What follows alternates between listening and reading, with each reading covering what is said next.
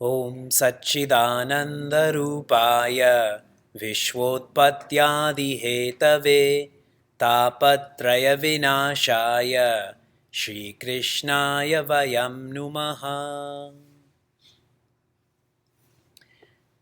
Janmadyasya yatonvayaditarataschaarteshvabhignaswarat Tene brahmahradaya adikavaye muhyanti yatsurayaha Tejo varimridam yatha vinimayo yatra trisargo mrisha Dhamna svena sada nirasta kuhakam satyam param dhimahi Dharma projita ketavotra paramo nirmatsaranam satam Vedyam vastavamatra vastu shivadam tapatrayon mulanam Srimad Bhagavate Mahamuni Kimva Parerishvaraha Sadyo Hridyavarudhyate Trakritibihi Shushrushubistatkshanat. Hariom and greetings from Niagara Falls. On Wednesday, I went to see a movie that is nominated for an Oscar, and that movie is 1917. It is about World War I and how a message needs to go from, I believe, somewhere in France to another portion of France to save a lot of the English soldiers. And throughout this movie, I only saw one Devi, one woman. She was someone trying to escape in France, and the rest of the soldiers, the rest of the people in the countries were male. And not that that's right, but that was a culture back in the day, that the people who went to war were devas. Working with the Niagara Regional Police, they found even in present times that the percentage of female officers is less than 20%. I want to share a number like 12% of that entire police force. The rest are devas. And they know that's not right, which is why the police service here in Niagara has come up with a plan by the title of Diversity, Equity, and Inclusion. And these are really lovely words. Diversity, there's so much diversity amongst all of creation, amongst genders. Now, is creation different? Is there someone who's better and someone who's worse? No, so there's equity. And when diversity and equity come together, people start to feel included. So this is a lovely plan that they're working on. And the person who is presenting this to us, she's an attorney, in-house counsel, she was sharing how difficult it is to change a culture. Correct? Anyone who's been in a rough workplace culture or a mean home culture, to try to change that culture is hard. She was sharing there's so many nuances with culture that this will take time.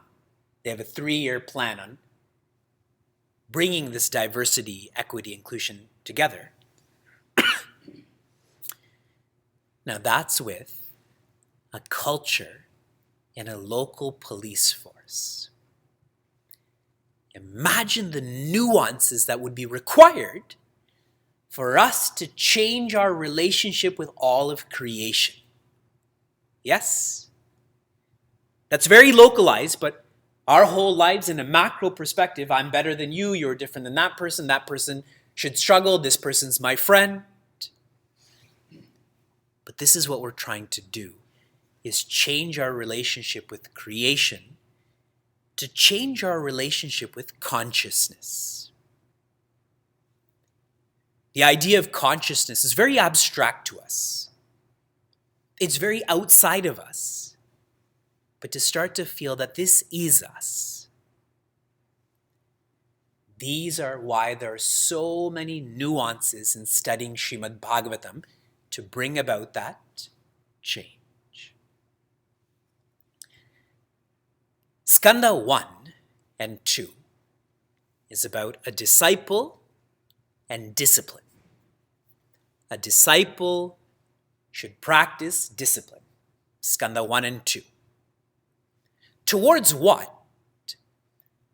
Skandhas 3, 4, and 5 are all a creation theory. One should practice discipline with basic creation. That is sarga. Skanda 4 is detailed creation, visarga.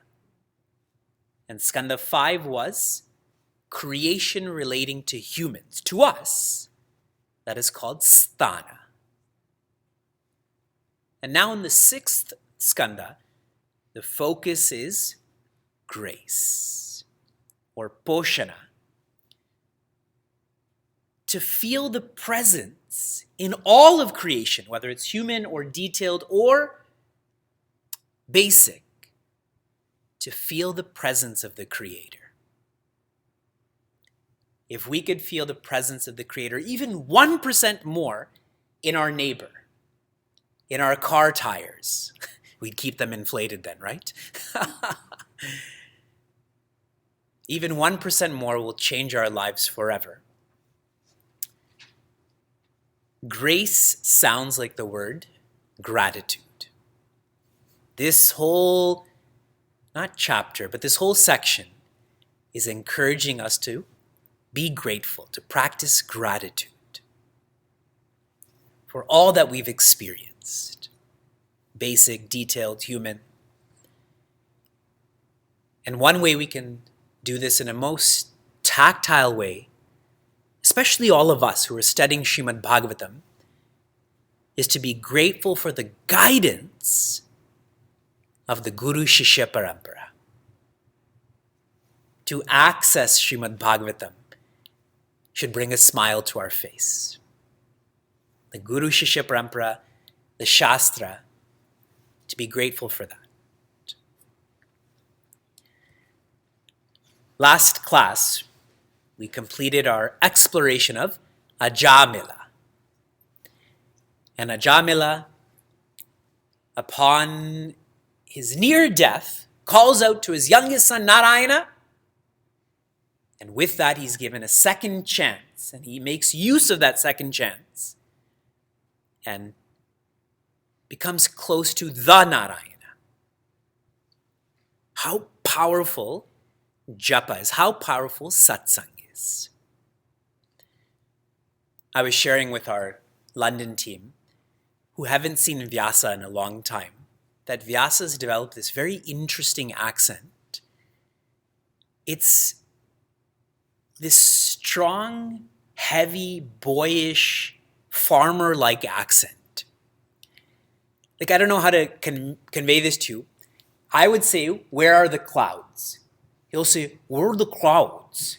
But it's not a lisp. Like, he's saying it in such like a rough way. Like, why is that happening? You know? And Sheila and I don't speak like that. I don't think we speak like that. Shuka doesn't speak, so it's not Shuka.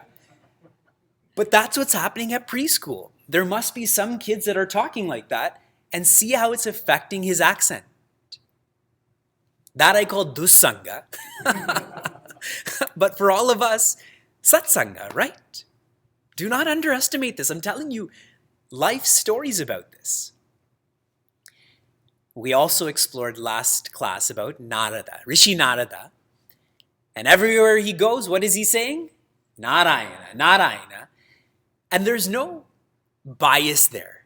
See, Narada doesn't have a close group of friends and then a fake group of friends and then work friends and Chinmaya mission friends, right?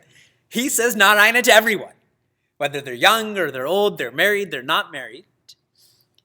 And this got him into trouble with Daksha Prajapati. And Daksha Prajapati is an extrovert. And extroverts don't like introverts, correct? They're always judging them, comparing them. Extroverts always project their lack of happiness onto those who are introverts. And when he cursed Rishi Narada that you can never stay in one place, Rishi Narada simply endured that. And that was the teaching for us. If we want to excel in life, you have to endure. Especially people's likes and dislikes. Anyone who uses any sort of social media, you have to go past those thumbs up and those thumbs down. Otherwise, you will be stuck. Rishi Narada was never stuck. We continue. We're on the 6th skanda. We're on the 8th adhyaya. We're on the 36th shloka. I'm reading the first and second line. Etad dharayamanastu yam yam pashyati chakshusha padavasam sprishet sadyaha sadavasat sam vimuchyate. What is being shared here is Rishi Dadichi. Where have you heard of the name Rishi Dadichi before? From Hanuman Chalisa. Rishi Dadichi is telling Indra that anyone who wears what I've given you,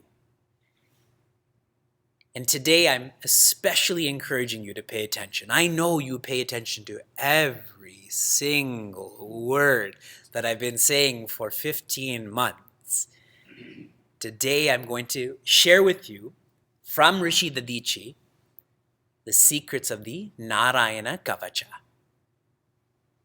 Okay? So, and I don't know why I'm saying Rishi Dadichi. That's where another weapon comes. It's actually Bhagwan. Bhagwan through Rishi Vishwarupa. Okay? Rishi Vishwarupa says anyone who's wearing this Narayana Kavacha, anyone they see with their eyes, they become protected. Anyone they touch with their pada, they become protected. So be free of all fears. Rishi Vishwarupa is telling this to Indra about the Narayana Kavacha. So the history of all of this. Rishi, I should call him Deva Indra, was sitting in his sabha. And the suras, they were defeating the asuras. So what do you do when you're successful? You drink. So Indra was in his sabha and he was drunk. Drunk with alcohol, drunk with arrogance. And the guru of the suras came into that sabha. What is the Deva's guru's name? Rishi Brihaspati. And Indra, again drunk, outside and inside. When he saw him, he didn't get up. And as soon as Rishi Brihaspati felt, this is my disciple, this is where my time and effort is going, he just left there. Didn't say anything, didn't do anything. He just left. And when Rishi Brihaspati left, what happened to the suras? They started to become weak. And so the asuras, they capitalized on this weakness. The suras were weak outside and they were weak inside. So they started capitalizing on this. They started defeating all of these suras. And so Indra and company, where did they go then? To Bhagwan Brahma. He's like the umpire in this game. You have these two teams that are always fighting with each other, and the losing team always thinks they're being cheated, so they go to the umpire, correct? When in actuality, they cheated themselves. And this umpire is so gracious. Bhagwan Brahma says, we need to go to Rishi Vishwarupa. Since you have betrayed your guru, you need another guru. So they go to Rishi Vishwarupa, and Rishi Vishwarupa teaches them the Narayana Kavacha. Show me what a Kavacha is. It's armor. This armor is made up of Bhagwan Narayana. So I'm going to get into details now. Here's how you put on this armor. And remember, this is not to fight against the person across from you. Tomorrow at work, Narayana Kavacha, bring it on. This is towards life and negativities. Number one, you should be clean. To put on this armor, you should be clean. So wash your hands, wash your feet. Number two, your mind has to be quiet. So body calm, mind quiet. It's like if you were going to go into space, wouldn't you take a shower before you went into space? When you're an astronaut, they test to see how your psychological evaluation, can you handle all of these pressures? Next is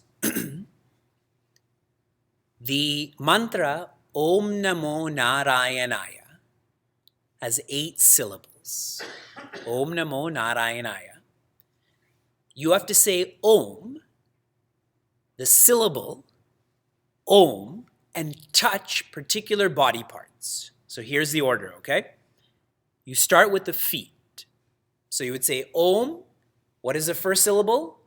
Om. It's Om Namo Narayanaya. So Om, Om, Om, you touch your feet. Next, you touch your knees. So what would be the next syllable? Om, Na, Om. Got it? You touch your knees. After that is your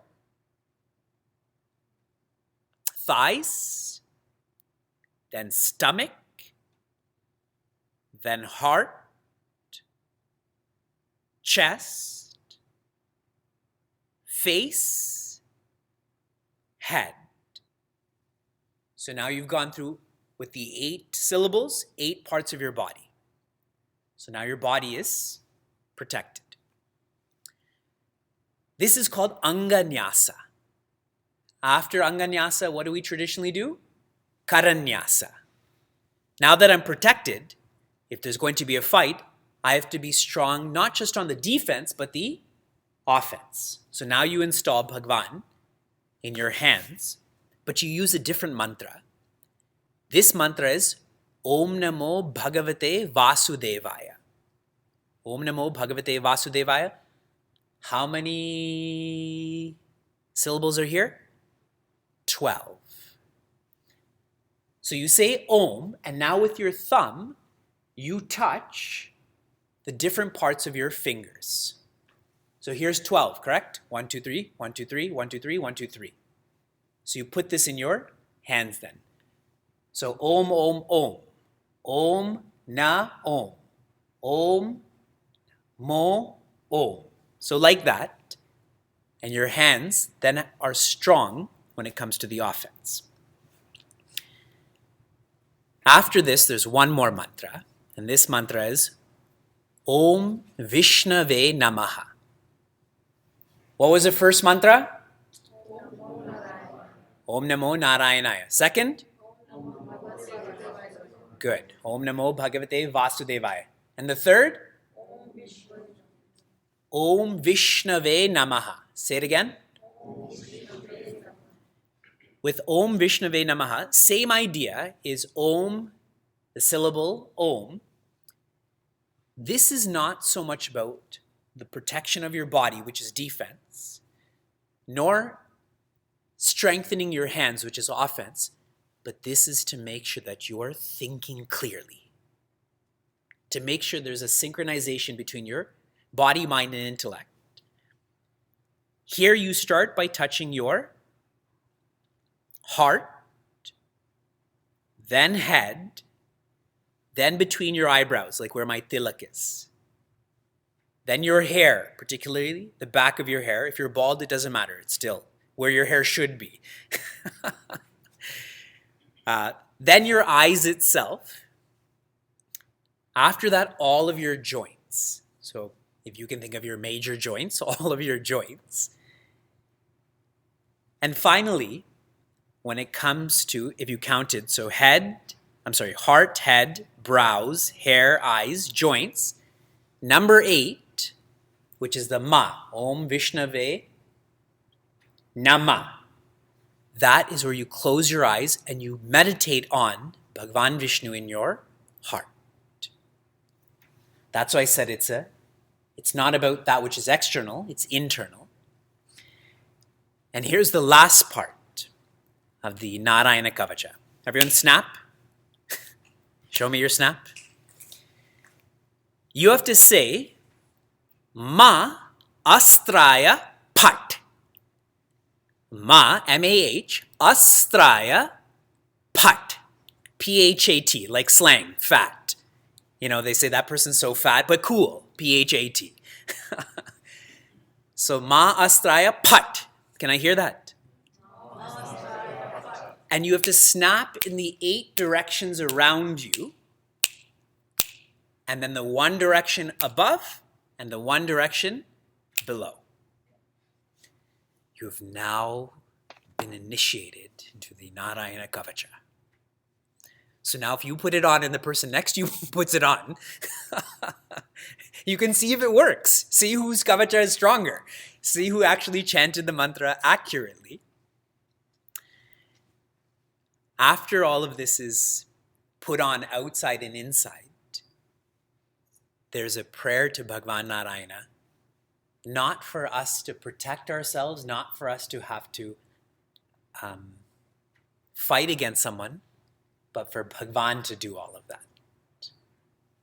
And this prayer is so lovely. One part of this prayer is, Bhagavan, please protect me from meaninglessness. I like that prayer. Protect me from meaninglessness. How many times this week did you feel that what you were doing was meaningless? Just one right now. It's a mandatory policy for us to come with our kids, so we're here. I feel my life is fairly dynamic in the sense that I have younger kids who require active help, right? You need to be more dynamic for that. I travel a lot. I have large social networks, but I cannot tell you how many times in my day, in my week, I think about every experience I'm not with Bhagavan is meaningless. I tell Sheila this all the time in a non-harmful way. Our marriage is so meaningless in a non-harmful way. This prayer, Bhagavan, I don't care if my biceps hurt. I don't care if someone gives me an infection in my liver. But please protect me from meaninglessness. Indra goes to Bhagavan Brahma. Bhagavan Brahma sends him to Rishi Vishwarupa. Rishi Vishwarupa gives him the Narayana Kavacha.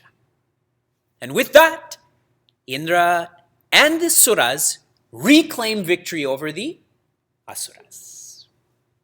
But that's not the end of this episode. We continue.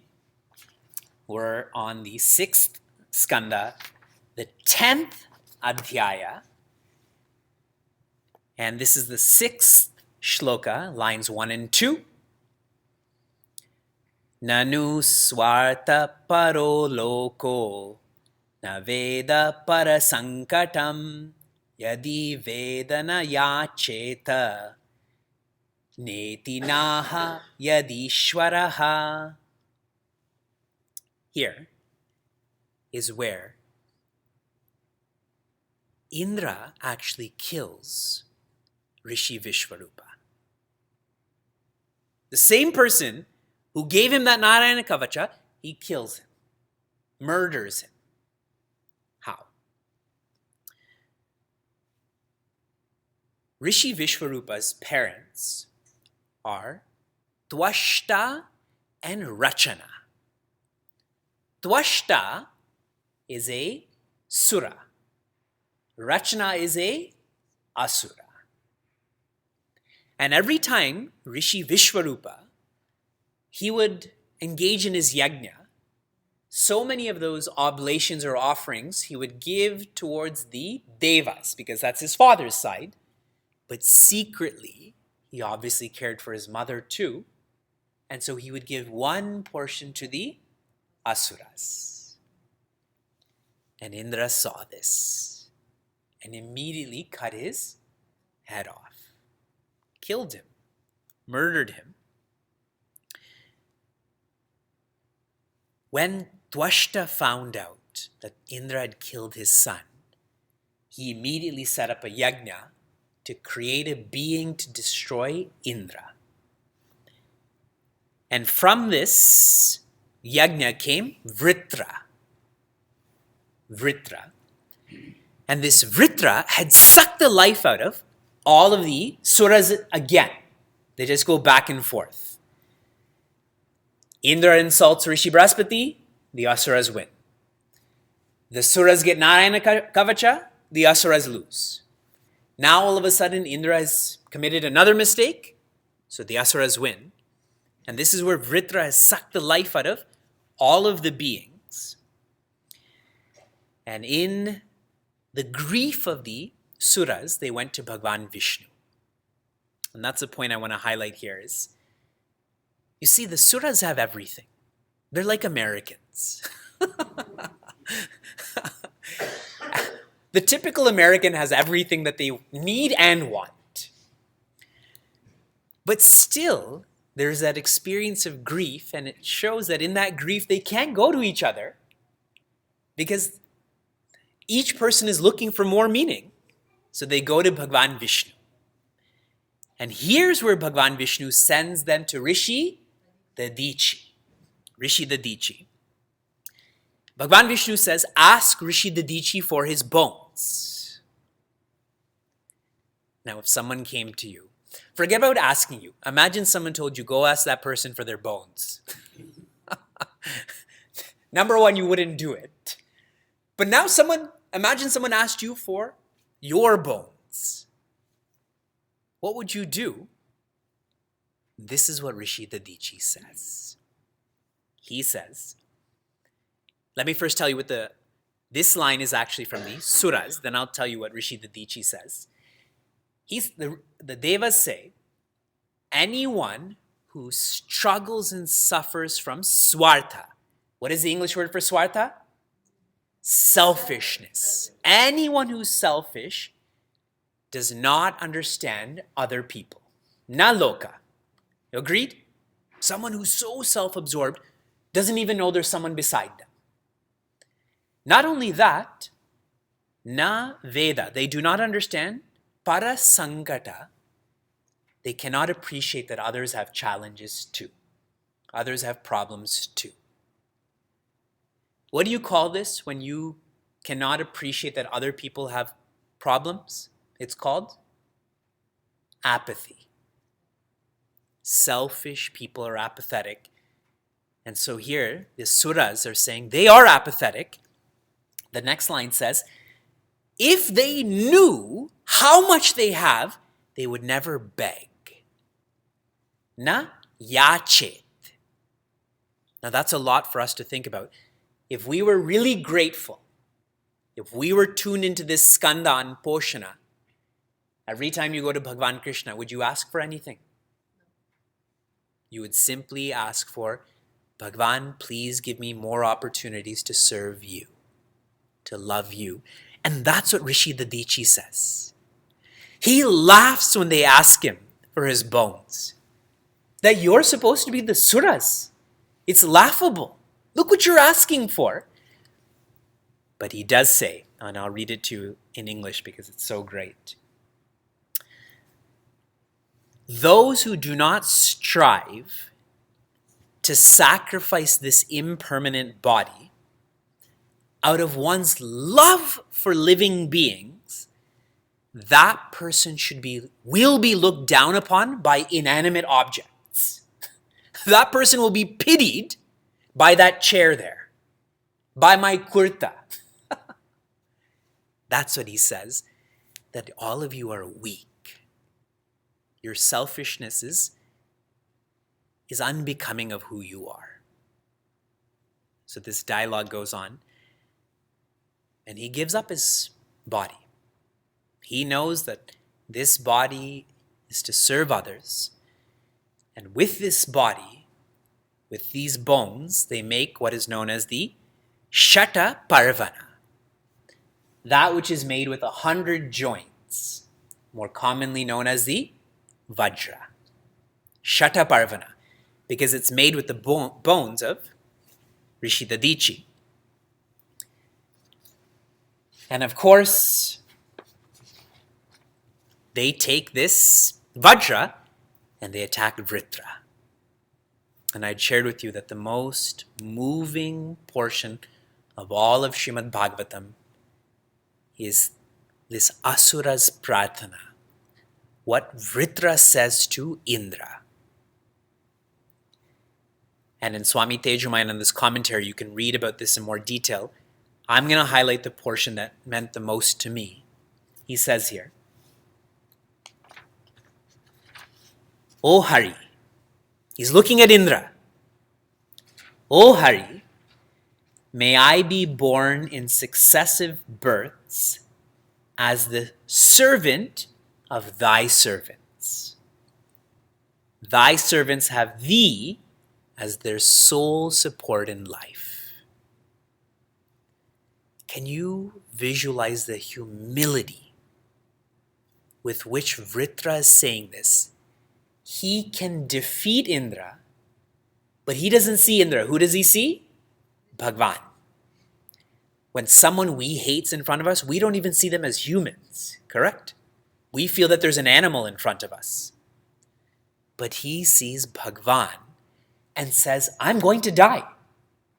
When I die, let me be a servant to your servant. Now, think about it. He's really saying, I will serve Indra.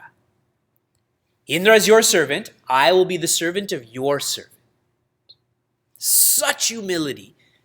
Vritra is saying this because your servants are holding on to your feet. And if I hold on to their feet, that really means I'll be holding on to your feet too. It's amazing. He says this. And there's another really awesome point that he says. He says, time is sometimes favorable and sometimes unfavorable. And right now, it appears like my time is unfavorable because the Vajra is going to kill me. But in actuality, this time is favorable because I'm coming back to you. If we can internalize that too, when matters are so rough and unending, in actuality, that time is favorable because we will be thinking more about life, working towards more to life.